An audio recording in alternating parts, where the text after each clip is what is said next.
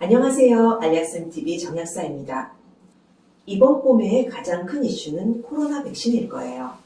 여기저기서 백신 맞고 문제가 생겼다고 하고 사망자도 있다고 하니 저희 약국에도 백신 맞아야 하냐고 물어보시는 어르신들이 많으신데요.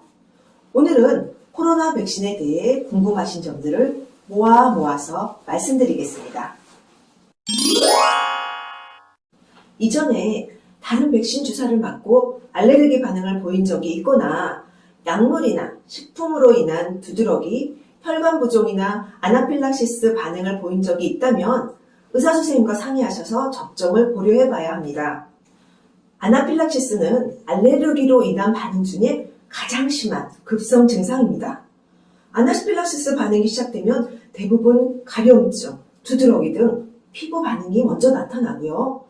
입이나 얼굴이 따끔거리기도 하고 두드러기가 온몸으로 퍼지고 입술이나 혀, 눈꺼풀 등이 붓고 기침, 복통, 어지럼증, 저혈압 증상 등을 일으킵니다. 급성 호흡곤란, 의식소실 등 쇼크 증상과 심한 전신 반응이 일어나기도 하며 심각한 경우에 사망에 이르기도 합니다. 따라서 알레르기 질환이 있거나 약물에 의한 알레르기 반응을 보인 적이 있다면 코로나 백신 접종 전에 의사선생님과 상의하셔야 합니다. 또 알레르기 원인이 꽃가루나 환경적인 요인에 의한 경우에는 대부분 문제가 되지 않는데요. 그래도 우려가 되신다면 의사선생님과 미리 상의하시는 게 좋고요. 이제 코로나 백신 접종에 대해서 궁금한 점을 알아보겠습니다. 접종 대상은 전 국민이 대상이고요. 단 임진부와 18세 미만 소아청소년의 경우 백신 접종 후 안전하다는 임상 결과가 적어서 접종이 권고되지 않습니다. 2021년 2월 기준 국내에서는 화이자와 아스트라제네카 두 종류의 백신이 사용 가능합니다. 단 개인이 어떤 백신을 맞을지 선택할 수는 없습니다. 두 가지 백신 모두 2번 접종하셔야 하고요. 접종 간격은 아스트라제네카는 8에서 12주, 화이자는 21일 간격입니다.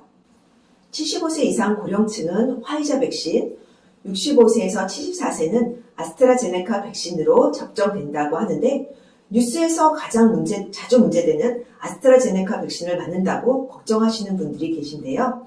아스트라제네카 백신 안전성은 전혀 문제가 없다라고 유럽의약품청과 세계보건기구에서 안전하다는 평가를 내린 바 있습니다. 비용은 무료고요. 나라에서 부담하는 거니까 여러분들이 내신 세금으로 접종받으시는 겁니다. 75세 어르신들은 4월부터 65세에서 74세인 분들은 5월 이후 접종이 예정되어 있습니다. 2분기에 의료기관 종사자, 노인시설, 특수교육 종사자, 초등학교 저학년 교사 등 순차적으로 접종이 진행된다고 하고요. 접종 시기가 되면 관련 기관에서 연락을 주는데 자기 접종 순위에서 접종을 거부하면 후순위로 밀려서 11월 이후 다시 순서가 잡힌다고 하니 코로나 감염이 걱정되시는 분은 본인의 접종 시기에 맞춰 백신을 맞는 것이 좋겠습니다. 심각한 부작용인 아나필락시스를 일으키는 경우는 아주 드물고요. 대부분 가벼운 전신 몸살이나 발열 등이 있을 수 있습니다. 백신 부작용이 무서워서 미리 소형 진통제를 먹으면 좋겠다는 분도 계신데요. 백신을 맞은 후에 면역 형성 과정이 염증 반응과 유사하기 때문에 소염작용이 포함된 진통제를 먹으면 면역 형성을 방해할 위험이 있습니다. 따라서 부작용 예방 차원에서 미리 진통제를 먹는 것은 적절하지 않습니다. 진통제를 먹어야 할 정도로 발열이나 몸살이 심하다면 소염작용이 없는 타이레놀이나 서스펜 등을 복용하는 것이 좋습니다. 열이나 몸살이 없다면 진통제를 굳이 복용할 필요가 없겠죠? 백신을 접종한 많은 분들이 몸살, 발열 등의 증상을 겪는다고 합니다. 1차적으로 백신도 면역 반응이므로 건강 상태가 좋지 않으면 부작용이 더 심하게 나타날 수 있기 때문에 백신 접종 전에 미리 컨디션 관리를 하는 게 좋고요. 접종 전날에는 음주와 심한 운동을 피하고 식사를 잘 하시고 일찍 주무시는 것이 좋겠습니다. 또 갑작스러운 발열 등에 대비해서 아세타미노펜 성분의 해열 진통제, 타이레놀이나 서스펜을 미리 준비해 주시기 바랍니다.